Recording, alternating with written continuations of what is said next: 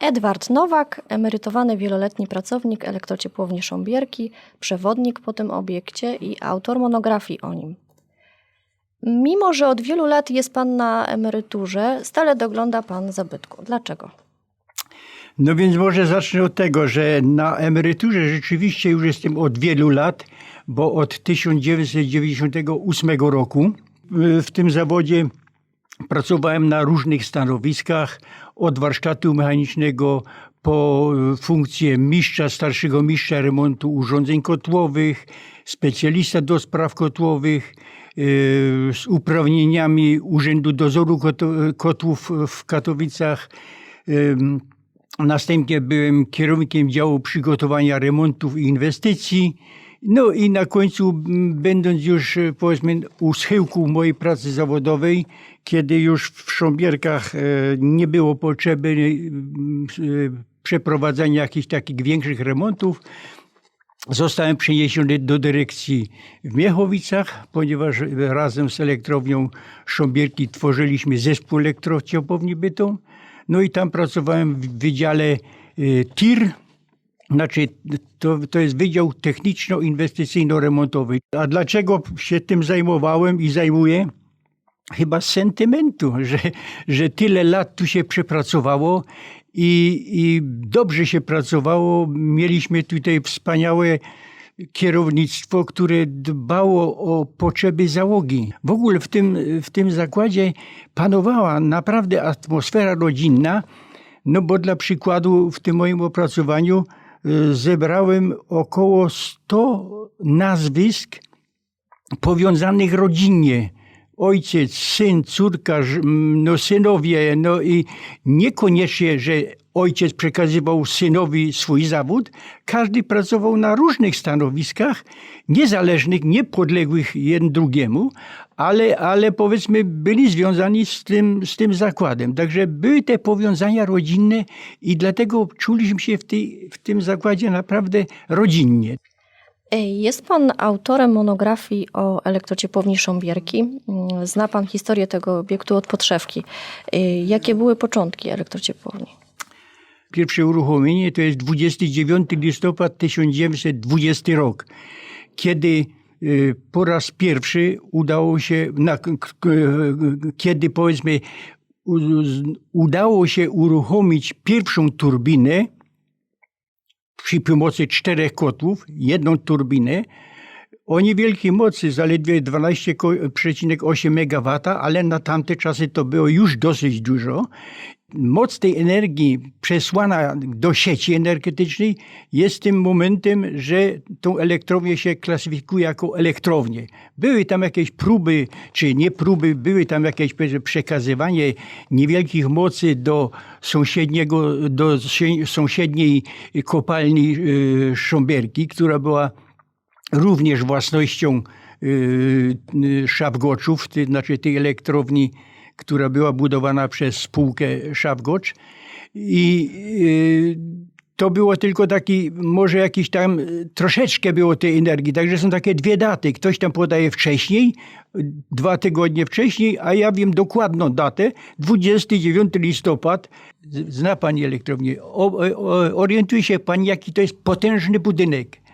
Ale oprócz tej potężnej budowli jest masę kanałów podziemnych po 8, 10 i 12 metrów poniżej poziomu zera, gdzie kanałem kablowym, dajmy na to tym największym, kanałem wodno-elektrycznym, tak by go można nazwać, można byłoby, gdyby nie tam wiszące rurociągi i kable, można by było małym samochodem przejechać od dyrekcji kopalni aż do karbidowni Bobrek. To są niestety bardzo duże podziemne budowle. Same wykonanie kanałów obiegu wody chłodzącej do chłodni kominowych. No to są też tereny gdzieś około 150 gdzieś metrów, a do karbidowni to jest gdzieś chyba z 2 kilometry. Nie? To wszystko trzeba było wykopywać i powiedzmy i obmurowywać. nie mając w tym czasie takich maszyn budowlanych, jakie mamy obecnie. Także tam większość robót prawdopodobnie było wykonane tak jak w Chinach przy pomocy przypadkowych robotników, prawda? No a że był to okres powiedzmy i bezrobocia, można powiedzieć w tym czasie, i kryzysu gospodarczego, że na pewno z naborem ludzi nie było kłopotu, ale samo zaprojektowanie, zamówienie tych wszystkich rzeczy, następnie wykonanie i jak mi ktoś tam pisze, że po ukończeniu I wojny światowej, która się skończyła w 1918 roku, za 2 lata 29 listopada już została elektrownia uruchomiona. To jest niemożliwe. Nawet takiego jednego budynku by nie wybudowano w tak krótkim czasie. Ja tak przypuszczam, że od tego 905 roku to już były pewne prace prowadzone ziemne i jeszcze może architektoniczne takie, konstrukcyjne, ale samo wykonanie trwało co najmniej 5, 6 albo i więcej lat. Ile tam ludzi pracowało, albo jakie materiały, takiej statystyki nikt nie prowadził. Ale jakby tak pani sobie chciała policzyć taki komin, który ma 120 metrów wysokości. Na dole u podstawy średnica 10 metrów, na górze 6 metrów. Ten komin nie był lany betonem i zbrojony, tak jak obecnie się robi, tylko cegła po cegle. To są tysiące, milionów sztuk cegieł, żeby obmurować cały ten komin.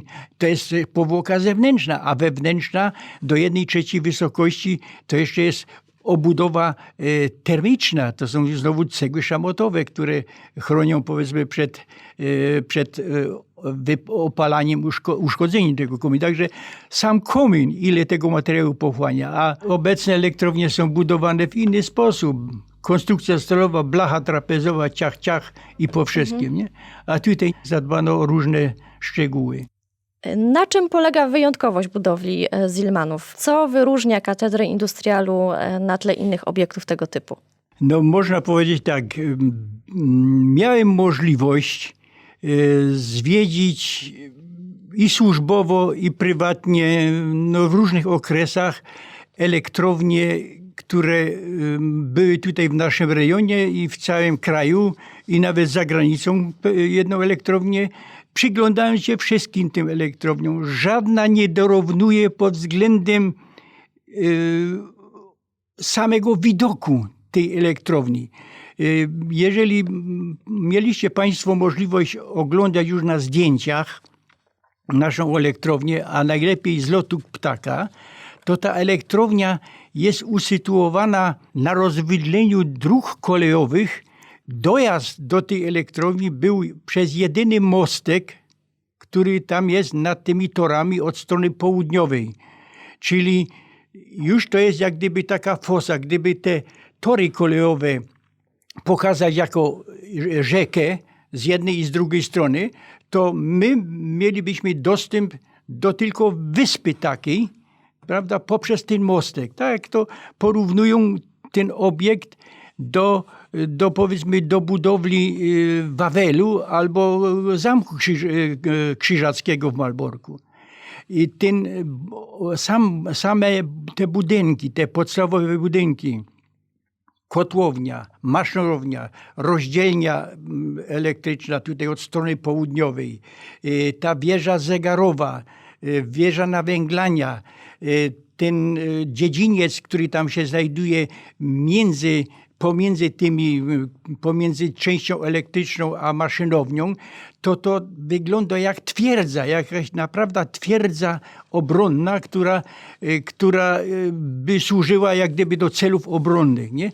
Czyli, że prawdopodobnie pomyślano tutaj pod względem obronności również, ale przy okazji przez tą odpowiednią architekturą, którą udało się powiedzmy wykonać przez tych Zillmannów, przez tych architektów Zillmannów, no jest to tak piękne, że naprawdę będąc w środku, w gabinetach dyrektora, w ogóle w poszczególnych biurach, korytarze, wykonane poręcze na korytarzach, wykonane z marmuru sztucznego.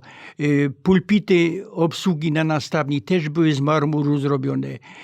Okna takie, jak powiedzmy, jak w kościele niemalże, takie witraże. No, na wyposażenie w biurach, niesamowite wyposażenie w biurach, o które no, nie spotkałem też jeszcze. Dosłownie dębowe meble, które do tej pory jeszcze się nie zniszczyły. Są gabinet dyrektora z takim potężnym stołem rozsuwanym, 12 czy tam ileś było foteli skórzanych, no wystrój tego wszystkiego, wyposażenie wszystkich pomieszczeń biurowych, korytarzy, warsztatów, które się znajdowały 150-200 metrów od budynku głównego, w zegary. Wszędzie były zegary. W terenie było 50 zegarów takich typu Siemensa, tak jak widzimy na stacjach kolejowych mniej więcej, o różnych średnicach. No i to wszystko było tym wystrojem, którego nie spotkamy w żadnej elektrowni. Komu by się chciało, oprócz wybudowania podstawowych urządzeń energetycznych, zajmowanie się tam, powiedzmy, takimi wystrojami, takimi głupstwami, dzisiaj by się można powiedzieć, bo to byłoby zbytek pieniądze wyrzucenie na nic, bo to nie dodawało więcej energii, a tylko poprawiało estetykę tego powiedzmy obiektu. Nie spotkałem w Polsce i w Europie podobnego obiektu. Jak wyglądała praca elektrociepłowni w czasie II wojny światowej? Elektrownia ta przez cały okres wojny pracowała do chwili zdobycia bytu przez wojska radzieckie. Przez pewien okres czasu, przez tydzień czasu prawdopodobnie przypadkowa bomba upadła na teren elektrowni, uszkodziła w tym czasie kanał wodobiegowej, a w tym kanale znajdowały się rurociągi żeliwne o średnicy 1200 mm i tym sposobem wyciek tej wody spowodował konieczność odstawienia elektrowni do zera. Do zera to znaczy zupełne wyłączenie tej elektrowni z ruchu. A kto pracował w tej elektrowni w tym czasie? Ludzie z okolicznych miast, z okolicznych wiosek. Rokitnica, Wieszowa, Pyskowice, Łabędy, no i tutaj w kierunku Tarnowskich Gór. Pracownicy, którzy mieszkali na terenie wcześniej tego polskiego Górnego Śląska i Ruda Śląska i z Rudy Śląskiej i tutaj także i piekary z tych okolicznych powiedzmy miejscowości. No najwięcej przyjeżdżało pracowników tutaj ze strony zachodniej, Pyskowice, Łabędy, Wieszowa, Rokietnice. No i w tym czasie jak się zbliżał front, to niestety nie można było, była obawa, że mogą drogą zginąć, prawda? Więc tym pracownikom niezbędnie potrzebnym, którzy musieli być obecni na zakładzie, żeby utrzymać tą elektrownię w ruchu, zakwaterowano na terenie elektrowni. Były tam zbudowane specjalne schrony pod warsztatem mechanicznym, pod kuźnią. Przed dyrekcją również był taki schron, ale ten schron więcej służył dla pracowników biurowych, którzy w czasie nalotu, gdy był ogłoszony alarm, to się chowali, czy uciekali do schronu. Ci pracownicy, którzy nie mogli odejść od stanowisk, bo to wymagało stałej obecności i obserwacji ciągłej urządzeń, jak ciśnieniomierze, termometry, prawda, przepływy różne. Także te osoby miały na stanowiskach usytuowane takie bunkry jednoosobowe, żelbetonowe z takimi szczelinami do obserwowania wskaźników poziomu wody w Walczaku, czy powiedzmy temperatur i tym podobnych spraw, które było. I te powiedzmy bunkry całe były, no czy pracownik tam się tylko chował nie cały czas, w czasie, że trwała wojna, tylko w czasie nalotu. No i te bunkry tam na tych stanowiskach były do lat 60. Jak ja tam zacząłem pracować w roku 60, to chyba gdzieś 62 czy 4 dopiero żeśmy to zaczęli się tym zajmować, żeby to zlikwidować z tych stanowisk, bo to i szpeciło i było zbędne, nie? I te bunkry są jeszcze do zobaczenia. Do samego wejścia Rosjan ta elektrownia była w tym czasie w ruchu. Oczywiście kierownictwo, które powiedzmy miało tam coś, jakieś zapatrywania nazistowskie, albo byli tam jacyś NSDAP czy coś takiego, czy mieli coś na sumieniu, to zdążyli uciec. Ale fachowcy, którzy się zajmowali tylko pracą, nie polityką, a takim był jednym z takich inżynierów, był inżynier Kober, który był wrocławianinem i mieszkał w Rokietnicy i powiedzmy pracował i mieszkał w tym czasie na terenie elektrowni, bo tuż przy elektrowni był znowu taki zielony domek dla pracowników elektrowni, że on mieszkał prawie że tutaj na miejscu tak służbowo, a oficjalnie, to znaczy z rodziną, to mieszkał w Rokietnicy. Nie?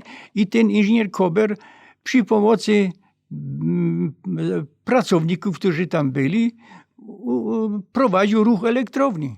Do kiedy elektrociepłownia pracowała pełną parą i kiedy nastąpiło jej wygaszenie?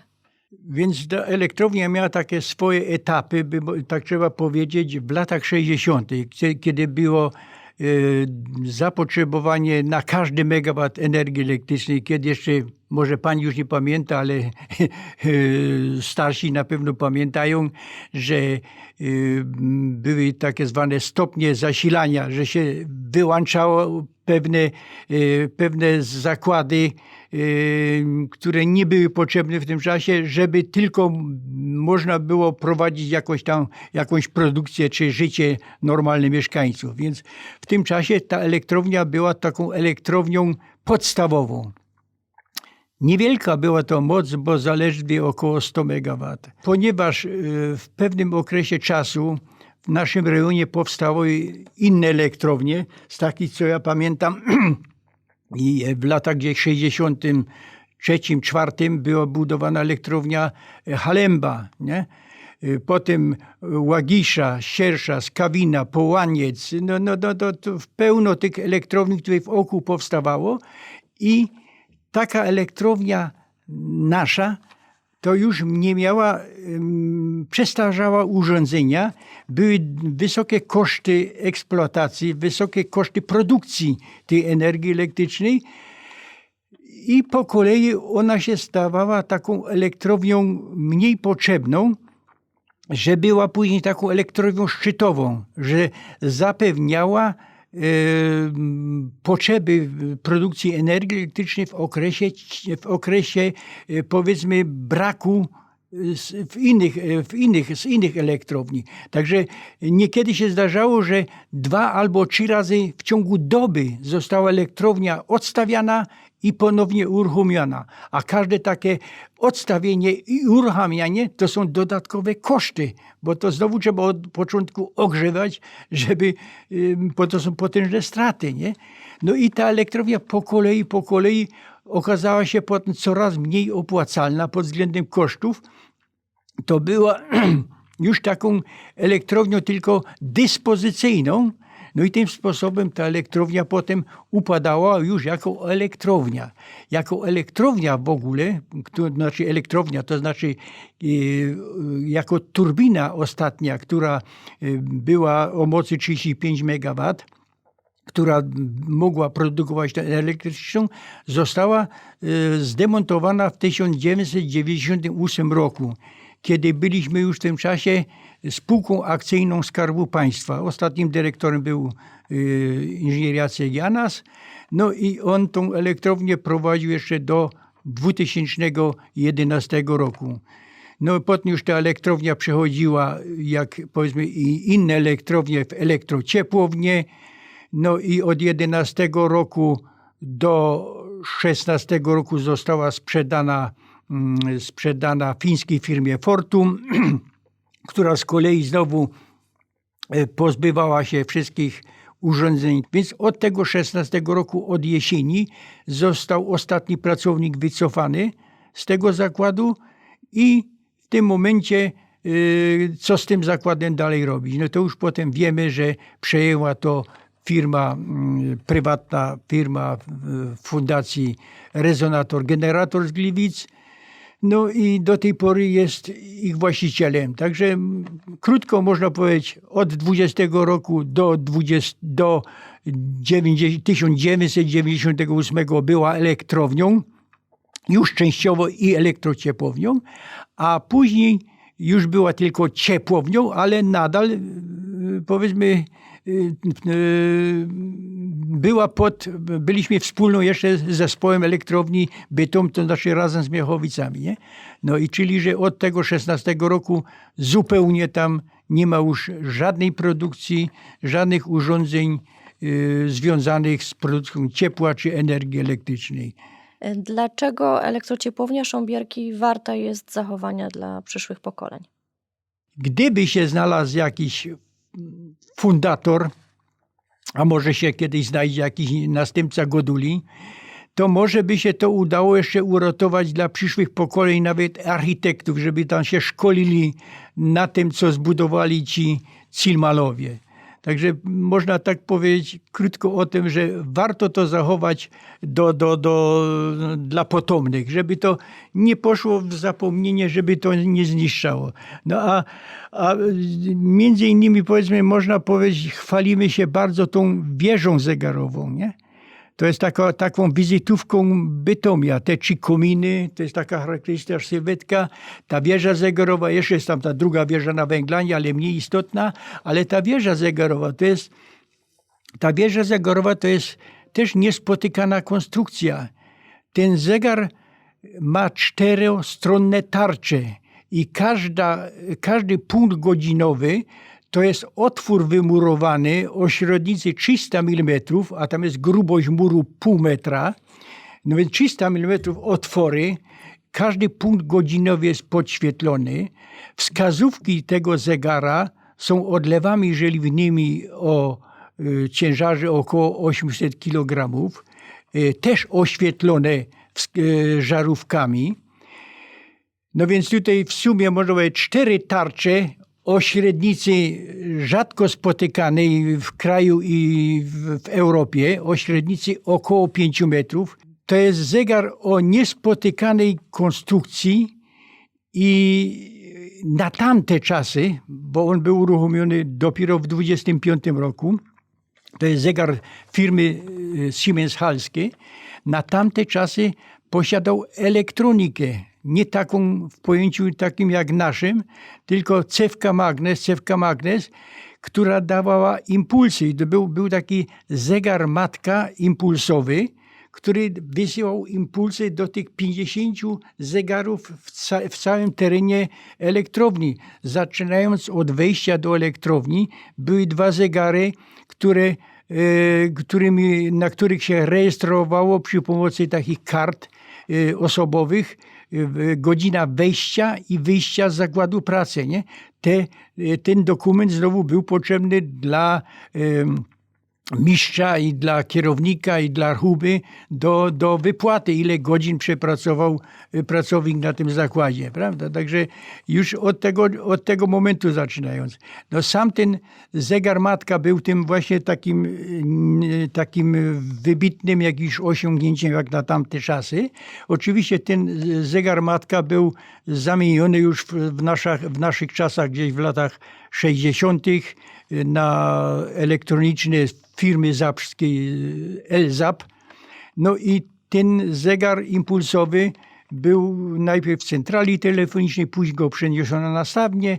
No a obecnie ta grupa przyjaciółce Sząbierki ten zegar impulsowy przeniosła tam bliżej mechanizmu tego zegara na tej wieży. A ten zegar na wieży, jak już powiedziałem, mając do pokonania 4 strony tarcz, nie? Czyli że 4 razy 2, 8 żarówek po około 100 kg. Oczywiście te wskazówki miały swoje przeciwwagi, ale ten mechanizm cały był napędzany za pomocą małego silniczka elektrycznego. Jesteśmy już dumni, powiedzmy, nawet z tego samego zegara. No a ta wieża zegarowa, w samej wieży zegarowej jeszcze trzeba powiedzieć, to jest nie tylko wieża dla ozdoby, bo tam się znajdują zbiorniki wody rezerwowej. Tam jest 8 potężnych zbiorników stalowych na 2 poziomach po 4 o pojemności około 600 metrów sześciennych wody kotłowej rezerwowej. Następnie hala maszynowni. Hala maszynowni posiada sklepienie łukowe, jak gdzieś w jakimś klasztorze, jak w jakimś kościele. Okna, jak tam to architekci określają, bawole oka, takie potężne, 4 na jednej stronie, 4 na drugiej stronie, podłużne okna, tak gdzieś na 10-15 metrów, z witrażami, także to wszystko robi swój obraz. Na małej hali maszynowni dach zupełnie, jeszcze dach tej hali maszynowni, tą halę maszynownią nazywamy ostatnio halą modrzewiową. Tak ktoś to sobie nazwał, ponieważ ta konstrukcja stalowa tego sklepienia jest obita drzewem modrzewiowym, które wytłumiało pracę maszyn. Jak tam się odbywały różne gale, różni śpiewacy tam u nas śpiewali, to chwalili sobie akustykę tej hali i wygląd tej hali. Także naprawdę tak jakby to było gdzieś w jakimś zameczku albo w operze. Nie? Także już halą maszynowni możemy się poszczycić. Ta mniejsza hala maszynowni ma znowu dach prześwietlony płytami przeźroczystymi, takimi poliesterowymi. No i to też pięknie się prezentuje. Na tej małej hali maszynowni pozostała jeszcze ostatnia turbina parowa, taka już z lat powojennych, 8,8 MW, taka przeciwprężna, i ona już nie była nigdy, nie będzie już nigdy potrzebna, ale została. No a poza tym, jeżeli jest możliwość, jeżeli ktoś jest bardziej zainteresowany, to idziemy jeszcze z nimi na kotłownię, pokażemy, jak kotłownia kiedyś wyglądała. Tam na kotłowni pozostał jeszcze we fragmentach część kotła wodnego WR-25. No jeżeli ktoś jeszcze jest bardziej sprawny i chce oglądać, to idziemy z nimi na poziom transporteru węgla, gdzie węgiel był dostarczany bezpośrednio z sortowni kopalni węgla z kopalni Bobrek do górnych zasobników węgla.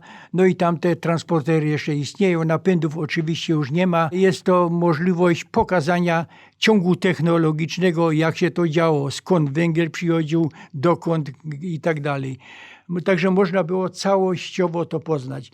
A obecnie jest bardzo duże zainteresowanie różnych pasjonatów i fotografów, i takich, którzy chcą śledzić podziemia. I w ostatnim okresie czasu jest dużo wycieczek organizowanych tunelami podziemnymi